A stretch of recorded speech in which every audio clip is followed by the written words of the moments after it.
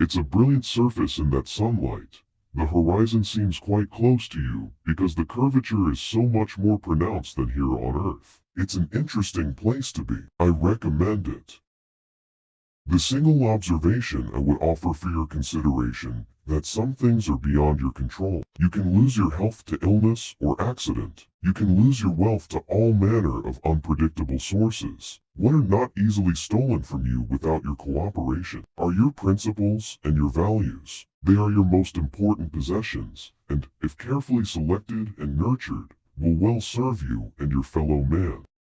We would like to give special thanks to all those Americans who built the spacecraft, who did the construction, design, the tests, and put their hearts and all their abilities into those craft. To those people tonight, we give a special thank you, and to all the other people that are listening and watching tonight, God bless you. Good night, from Apollo 11.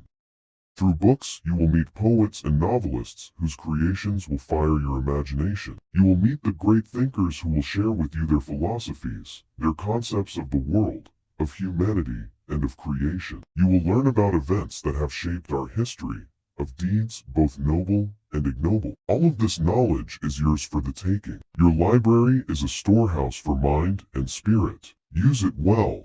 If that's there, I believe that technology will probably step up to their part of it. Science fiction writers thought it would be possible. H. G. Wells, Jules Verne, and other authors found ways to get people to the moon. But none of those writers foresaw any possibility of the lunar explorers being able to communicate with Earth, transmit data, position information, or transmit moving pictures of what they saw back to Earth. The authors foresaw my part of the adventure, but your part was beyond their comprehension. Engineers are dedicated to solving problems and creating new, useful, and efficient things. So should not the world admire and respect them? Answer: only occasionally. Knowledge is fundamental to all human achievement and progress. It is both the key and the quest that advances mankind. The search for knowledge is what brought men to the moon, but it took knowledge already acquired to make it possible to get there. All the Apollo people were working hard, working long hours, and were dedicated to making certain everything they did, they were doing to the very best of their ability. Later Apollo flights were able to do more and move further in order to cover larger areas, particularly when the lunar rover vehicle became available in 1971. There was great uncertainty about how well we would be able to walk in our cumbersome pressurized suit. Tomorrow, we, the crew of Apollo 11, are privileged to represent the United States in our first attempt to take man to another heavenly body.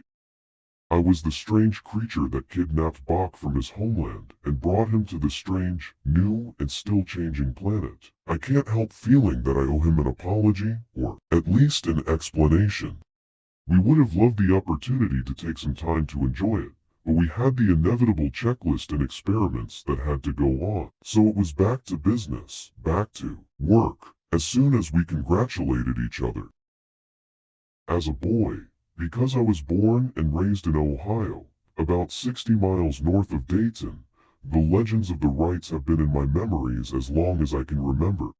I am comfortable with my level of public discourse.